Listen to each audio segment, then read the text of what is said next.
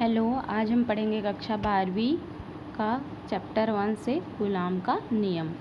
तो देखिए, कूलाम का नियम, इस नियमानुसार क्या बोल रहा है, दो स्थिर बिंदु आवेशों के मध्य लगने वाला बल उन आवेशों के परिमाणों के गुणनफल के अनुक्रमानुपाती तथा उनके बीच की दूरी के वर्ग के विक्रमानुपाती होता है।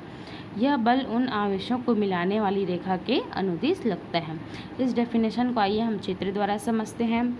तो ये क्या बोल रहा है, Q1 व Q2 ये क्या है, दो स्थिर बिंदु आवेश हैं। एक बिंदु है Q1 जिसका परिमाण क्या है, Q1 है, दूसरा का परिमाण क्या है, Q2 है। तो Q1 और Q2 के बीच लगने वाला कोई बल हम ले लेते हैं F। तो इस नियमानुसार ये बोल रहा है कि इन दोनों के बीच लगने वाला बल इन आवेशों के परिमाणों के गुणनफल के अनुक्रमानुपाती होता है। ठीक है, पहला कंडीशन ये बोल रहा है F क्या है, लगने वाला बल Q1 और Q2 के गुणनफल के अनुक्रमानुपाती होता है।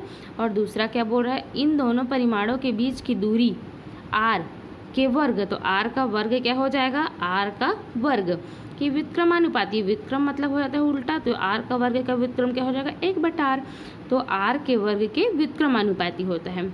आइए इसको व्यंजक से समझते हैं।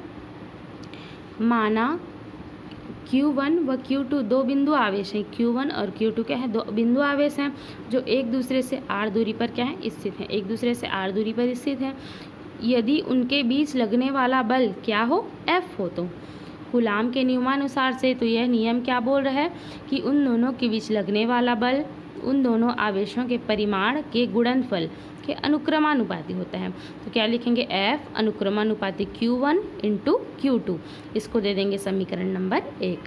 अब देखेंगे वही दूसरी बार क्या बोल रहा है कि उन दोनों आवेशों के मध्य लगने वाला बल उन दोनों के बीच की दूरी के वर्ग के क्या बोल रहा है, विक्रमानुपाती होता है। तो इसको दे दिए हम लोग समीकरण नंबर 2।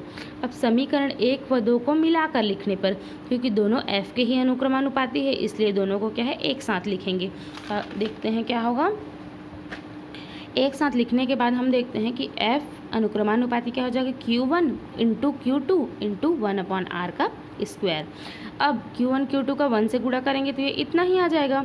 तो क्या हो जाएगा, F अनुक्रमानुपाती Q1 into Q2 upon क्या हो जाएगा, R स्क्वायर। अब हम अनुक्रमानुपाती को इक्वल में चेंज करने के लिए क्या लगाते हैं, नियतांक लगाते हैं। तो एक नियतांक क्या ले लिए हम, K ले लिए। तो F इक्वल टू क्या हो जाएगा, K into Q1 into Q2 upon क्या हो जाएगा, R का स्क्वायर। इसे दे देंगे समीकरण नंबर 3, जहाँ K क्या है, एक अनुपातिक नियतांक है।